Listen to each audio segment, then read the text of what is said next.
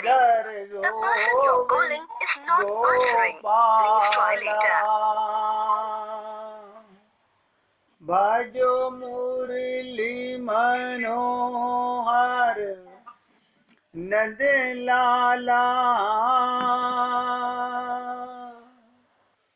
भजो मुरली मनोहर नंद लाला, भज गिरिधर गोविंद गोपाला, भज गिरिधर गोविंद गोपाला, भजो मुरली मनोहर नंद लाला, भजो मुरली मनोहर नंद लाला, भज गिरिधर गोविंद गोपाला, भज गिरिधर गोविंद गोपाला। बोलिए वृंदावन बिहारी लाल की जय। जय जय श्री राधे, जय जय श्री राधे। सभी भक्तों से निवेदन, बहुत एकाग्रचित होकर सत्संग के प्रत्येक शब्द को हृदयंगम करने का भरसक प्रयत्न कीजिए। हम सब अपना कल्याण करना चाहते हैं। कल्याण का मतलब होता है अपने घर वापस जाना चाहते हैं। हम संसार सागर में नहीं भटकना चाहते। लेकिन क्या एक छोटी सी त्रुटि के कारण हमारे को भगवत प्राप्ति नहीं हो पा रही? क्या कभी किसी ने इस पर विचार करने का प्रयत्न किया? हमने आप लोगों से निवेदन किया, बार बार निवेदन किया कि अपने आप को भ्रम में मत डालिए, स्वप्न से संसार पर व्यर्थ मोहित मत होइए। लेकिन हम लोग नहीं समझ पा रहे, हम लोग नहीं समझ पा रहे कि हमारा कल्याण कैसे होगा। चाहते सब है अपना कल्याण करना, सब आनंद पाना चाहते हैं, परमात्मा को पाना चाहते हैं, जो केवल इसी देह में संभव है। और कोई ऐसा शरीर नहीं जिसके अंदर भगवत प्राप्ति हो सके। संसार कच्चा कुआं है, ध्यान दीजिएगा। संसार कच्चा कुआं है, जरा भी असावधानी करने से गिर पड़ोगे और कच्चे कुएं से निकलना आसान काम नहीं है। हमने कल आपके साथ ये बात समझने का भरसक प्रयत्न किया कि अपने आप को बिना जाने कोई भी जीव भगवान को नहीं पा सकता, और अपने को जाने बिना जो भी कुछ आप कर रहे हैं, हमने ये भी निवेदन किया, वो सिर्फ अपने आप को तसल्ली देने के बराबर है। उससे भगवत प्राप्ति नहीं होगी, मत धोखा दीजिए। हमने माना कि अज्ञानता बस पूजा की, पाठ किया, मंदिर गए, लेकिन किया किसने? प्रश्न ये उठता है, किसने किया? आप कहेंगे मैंने किया। मैं माने कौन? आप कहेंगे मैं दिख नहीं रहा शरीर। तो शरीर की पूजा भगवान स्वीकार नहीं करते, नहीं करते।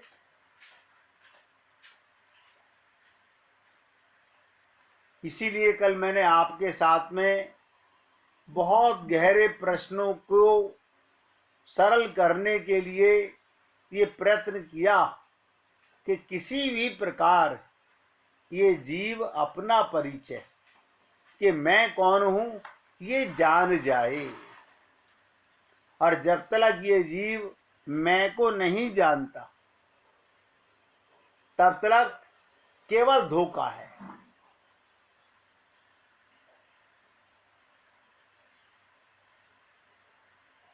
हमारा दर्पण गंदा है, स्वच्छ नहीं है।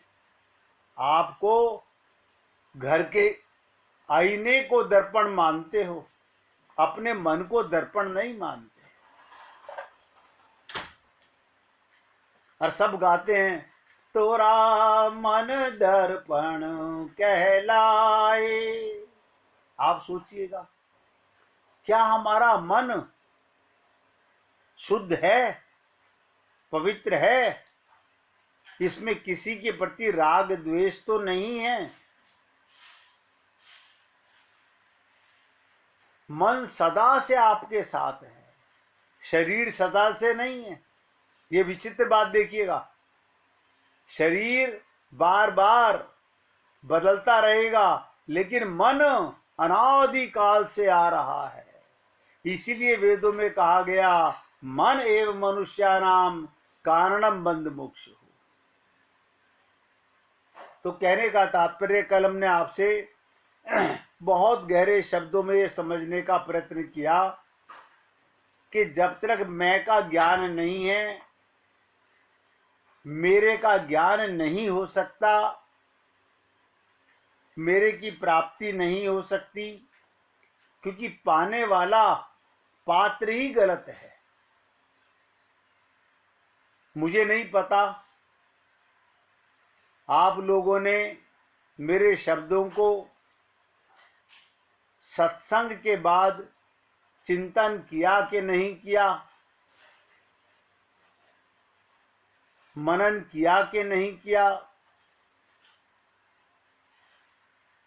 राह बताना मेरा काम है, चलना ना चलना ये हमारे सबका अपना अपना कार्य है। बहुत से लोग सत्संग सुनने से समझते हैं कल्याण हो जाएगा।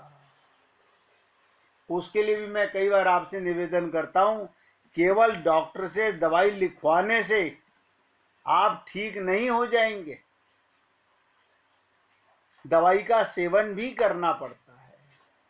इसी प्रकार सत्संग में सुनी हुई बातों को अपने अंतःकरण में उतारना पड़ता है, जीवन में लाना पड़ता है, अपनी भूलों को सुधारना पड़ता है। असली तत्व को मैं कौन हूं जानना और मानना पड़ता है। क्यों? अनंत जीवों ने भगवान को पाया है। कैसे पाया है उसका भी हमने कल आपसे निवेदन किया। मैं को जानकर, मैं को जानकर मेरे का लगाव होता है। अभी हम भगवान को नहीं पाना चाहते, हम भगवान से संसार पाना चाहते हैं। फिर दूसरा प्रश्न था कि भगवान कौन है? अब आप बताइए, मुझे तो आगे बढ़ना ही पड़ेगा। मैं कब तक एक ही बात पर आपके साथ में खोपड़ भंजन करूंगा? ये आपके ऊपर है। आप अपना कल्याण कैसे और कितना करना चाहते हैं। आत्मज्ञान होने के बाद ही भगवान से प्रेम होगा, होगा। यानी फिर पूजा पाठ अर्चना उपासना करनी नहीं पड़ेगी, हैं? करनी नहीं पड़ेगी ना, कुछ नहीं करना पड़ेगा, अपने आप होने लगेगी। देखिए कमाल की चीज, एक होता है करना, एक होता है होना। आप बताइए, आप शरीर मान के परिवार का चिंतन करते हैं? हाँ करते हैं। परिवार से प्रेम करते हैं? हाँ करते हैं। क्या क्या कारण है? इनके लिए व्रत करते हो, इनके लिए माला जपते हो, इनके लिए पूजा करते हो ना, केवल मन में इनके साथ संबंध मानने मात्र से, केवल संबंध मानने मात्र से। देखिए कमाल, आपको इनका चिंतन होने लगता है। कमाल है, सुमिरन होने लगता है अपने आप। कोई काम हो के ना हो, बैठे बैठे कोई रिश्तेदारों के बारे में सोचता रहता है। ऐसे ही जिस दिन हमें देह का ज्ञान होगा तो संसार का चिंतन होगा, आत्मा का ज्ञान होगा तो परमात्मा का स्वतः चिंतन होगा। ये आपको अभी एहसास नहीं होगा इन बातों का। आपको अभी तो ऐसा लगेगा ऐसे कैसे पॉसिबल है। जब आपको आत्मज्ञान हो गया, आत्मा की अनुभूति हो गई, तो अपने आप होने लगेगा, होने लगेगा, करना नहीं पड़ेगा, करना नहीं पड़ेगा, होने लगेगा। एक होता है करना और एक होता है होना। तो तत्व ज्ञान को परिपक्व करने के लिए आपको करना है, और तत्व ज्ञान होने के बाद, भगवान से संबंध बनने के बाद अपने आप प्रेम बढ़ने लगेगा। बताइए, इससे ज्यादा सरल मार्ग और क्या बताऊं? इससे ज्यादा सरल मार्ग मुझे तो कोई नजर नहीं आता। दूसरी बात थी कि भगवान कौन है। पहला प्रश्न था मैं कौन हूं, नंबर 2 था भगवान कौन है। उस पर भी मैंने आपसे चर्चा की। वो सर्वेश्वर, वो पराशक्ति, वो अंतर्यामी, वो ईश्वर जो सब पर शासन करता है, जिससे परे कोई नहीं है, जिस पर कोई शासन नहीं करता। भगवान पर कोई शासन नहीं करता। लेकिन अब आपको बताता हूं, भगवान पर शासन कौन करते हैं? भक्त लोग हैं। भगवान स्वयं कहते हैं अहम भक्त पराधीना। बताइए, आप एक बार भक्त बन जाइए। जैसे हमारी खोपड़ी पर एक त्रुटि के कारण परिवार शासन करता है, हम परिवार का चिंतन करते रहते हैं, ये शासन ही करना तो है।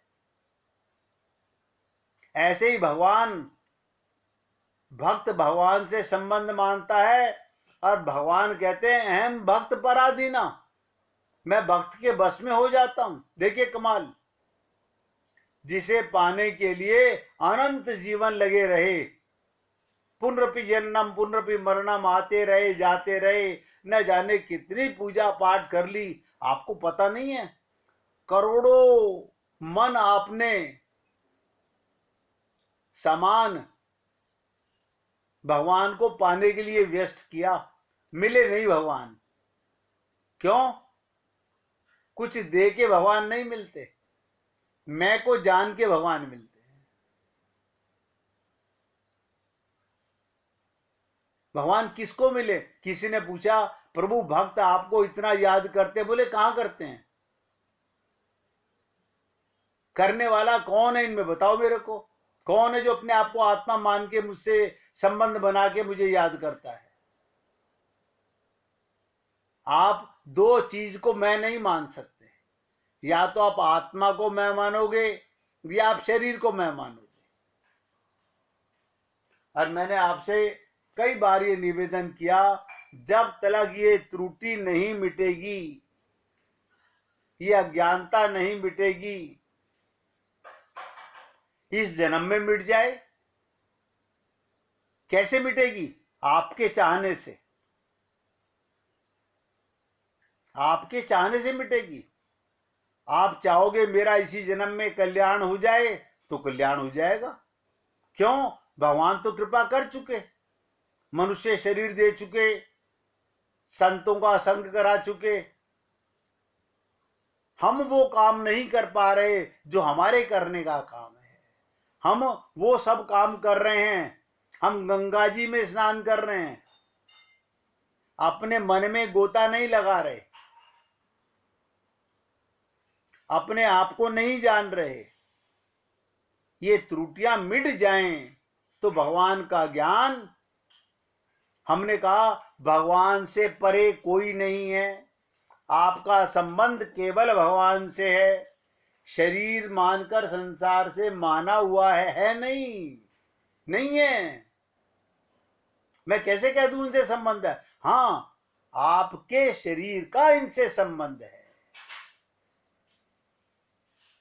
ये शरीर के पिता, शरीर की माता, शरीर की पत्नी, शरीर का पति, शरीर के बच्चे, शरीर का मकान, शरीर का धन, शरीर की, यानी सब मरण धर्मा है। शरीर भी मरण धर्मा है और रिश्ते भी मरण धर्मा है। अगर आपको मेरी दोनों बातें हृदय में उतरती हैं,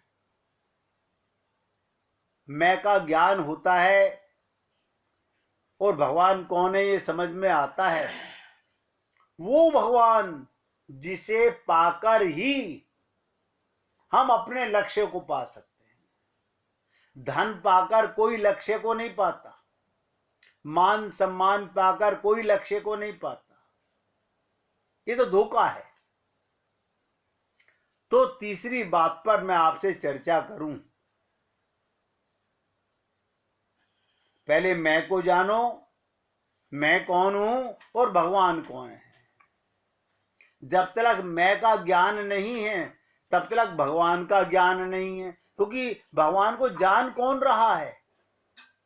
आप सोचिएगा, भगवान को कौन जान रहा है? मैं करते हुए बकरी की तरह अनंत जीवन गुजर गया हमारा। मैं, ये तो बकरी की बातें हो गई। मैं तो मैं माने आत्मा, मेरा माने परमात्मा।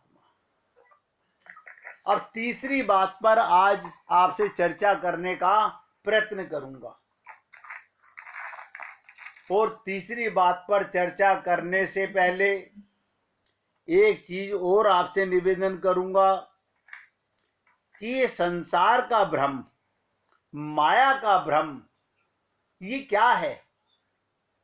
ये राधे राधे भैया, माया का भ्रम क्या है? ध्यान से सुनिएगा। अब आप बहुत गहराई से समझने का प्रयत्न कीजिएगा। ये गीता का प्राकट्य क्यों हुआ? गीता का प्राकट्य क्यों हुआ? क्या भगवान ये सोच के आए थे कि मुझे युद्ध क्षेत्र में अर्जुन को ज्ञान देना है? नहीं। अर्जुन ने भगवान को अपने रथ पर चढ़ाया और अपने लगाम को और रथ की लगाम को भगवान को सौंपा। और भगवान से अर्जुन ने ही कहा कि प्रभु मेरा रथ दोनों सेनाओं के बीच में ले चलो। तो भगवान ने सोचा, इसने अपने रथ की लगाम तो मुझे दे दी, रथ की लगाम तो दे दी, लेकिन इसका मन तो मेरे शरणागत नहीं है। जैसे ही अर्जुन ने अपने सामने अपने रिश्तेदारों को देखा हथियार डाले, तब भगवान ने कहा अरे ये तो महामूर्ख है, अज्ञानी है, युद्ध करना चाहता है और हथियार भी डाल रहा है। तब भगवान ने गीता का प्राकट्य हुआ। ध्यान दीजिएगा, यानी अज्ञानता को मिटाने के लिए गीता का ज्ञान। इसी प्रकार से आप लोगों को पता है, ये तो गीता का ज्ञान है जो अर्जुन के माध्यम से प्राकट्य हुआ, जिसका आप हम सबको लाभ मिलना चाहिए। एक और गीता है, उस पर भी हमने बहुत पहले बहुत लंबी चर्चा की थी। वो क्या है? अष्टावक्र गीता। ध्यान दीजिएगा, गीता का मतलब ज्ञान। ज्ञान कब सामने आएगा? चाहे भगवान दे चाहे गुरु दे, जब हमारी अज्ञानता सामने आएगी। जब तक हम कोई गलती नहीं करेंगे तो गुरु कैसे समझेगा कि इसे ज्ञान देना चाहिए? हमारी अज्ञानता के कारण गीता का प्राकट्य हुआ, अर्जुन का माध्यम बना। इसी प्रकार से आप लोगों को अगर याद रहा हो, अष्टावक्र गीता में कौन अज्ञानी था, क्या अज्ञानता थी? ध्यान से सुनिएगा, छोटे से नटशेल में सुनाने का प्रयत्न करूंगा, फिर आगे बढ़ने का प्रयत्न करूंगा। जिस प्रकार एक ही स्वप्न दृष्टा, स्वप्न देखने वाला पुरुष यानी ये जीव स्वप्न की सृष्टि करता है और उसका अनुभव करता है। सपना कौन देखता है? मन। ध्यान दीजिएगा, आत्मा नहीं देखती सपना। बहुत गहराई से सुनो, आत्मा को कभी सपना नहीं आता, हमारा मन सपना देखता है और उसका अनुभव करता है। उसी प्रकार भक्त परमात्मा की लीला में को देखता है। दोनों का देखिएगा कमाल है। आत्मज्ञान होते ही परमात्मा का भान होने लगता है, वरना स्वप्न से संसार का भान होने लगता है। इसका ऊपर भी एक छोटी सी कथा के माध्यम से, अष्टावक्र गीता कृष्ण का मैंने आपको बता दिया, अर्जुन गीता कब हुई। अब देखिएगा, एक प्राचीन कथा सब लोगों ने सुनी होगी। महाराजा जनक अपने महल में सो रहे थे और सोते हुए उन्हें स्वप्न आया। जनक को सपना आया कि किसी दूसरे राजा ने उन पर आक्रमण कर दिया है।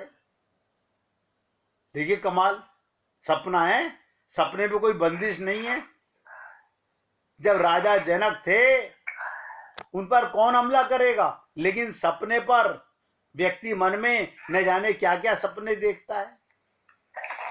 तो राजा जनक को सपना आया कि मुझ पर दूसरे राजा ने आक्रमण कर दिया और उसने विजय प्राप्त कर ली, इनका सब कुछ छिन गया। देखिएगा, सपने में राजा जनक का सब कुछ छिन गया। उसने सारे राज्य में ढिंडोरा पिटवा दिया कि इन्हें कोई खाने पीने को कुछ ना दे, इनको सबको किसने करा दिया? रात सपने में देख रहा है, जिस राजा ने मुझ पर विजय प्राप्त कर ली, उसने मुझे अपने राज्य से बाहर निकाल दिया, निर्वस्त्र कर दिया और कहा इनको कोई खाने पीने को भी ना दे, इस राज्य की सीमा से बाहर कर दिया जाए। ये सपना आया। ध्यान दीजिएगा, ये सपना आया राजा जनक को। उस सपने में ही 3 दिन व्यतीत हो गए, यानी 3 दिन का सपना देख लिया एक ही रात में, परंतु राजा को कुछ खाने पीने को नहीं मिला। वो कह रहे हैं मैं हार गया युद्ध में और मुझे देश से निकाला दे दिया दूसरे राजा ने, और ये ढिंढोरा पिटवा दिया, इसको कोई भी खाने को देगा उसको मृत्यु दंड दिया जाएगा। तो राजा क्या सपना देख रहे हैं, मुझे राज्य से बाहर जाना पड़ा, और उस स्थान पर पहुंच गए राजा जनक जहां पर, ध्यान दीजिएगा, जहां पर खिचड़ी का दान किया जा रहा था, यानी खिचड़ी बांटी जा रही थी। अब भूख प्यास से पीड़ित राजा को कोई आश्रय देने को तैयार नहीं। तो 3 दिन तक भटकते रहे राजा जनक। चौथे दिन जिस राज्य की सीमा से बाहर चले गए तो वहां पर लोग क्या कर रहे थे, भंडारा लगा के खिचड़ी बांट रहे थे, और सबको भोजन दिया जा चुका था।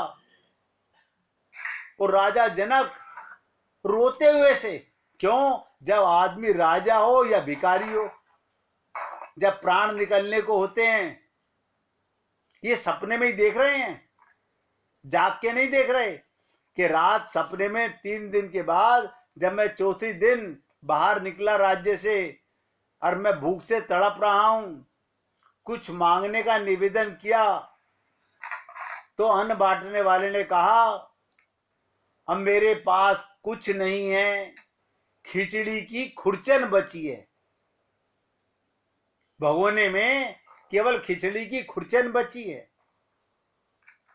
और जो ही खाना प्रारंभ करना चाहा, उन्होंने कहा, राजा ने, कोई बात नहीं, भूखा व्यक्ति खुरचन खाने को भी तैयार है। देखिएगा, ये राजा जनक सपना देख रहे हैं और कह रहे हैं मुझे ये खुरचन ही दे दो, कम से कम पेट की आग तो बुझा लूं।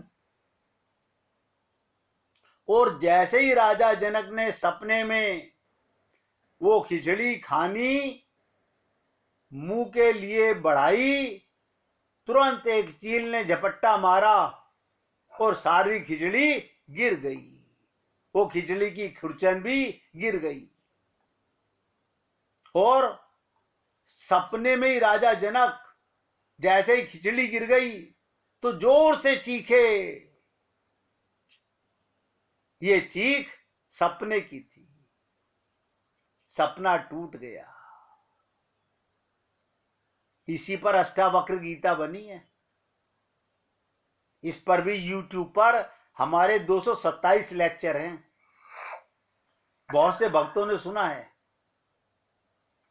खिचड़ी नीचे गिरते ही जोर से चीखे, चीख असली थी, स्वप्न टूट गया।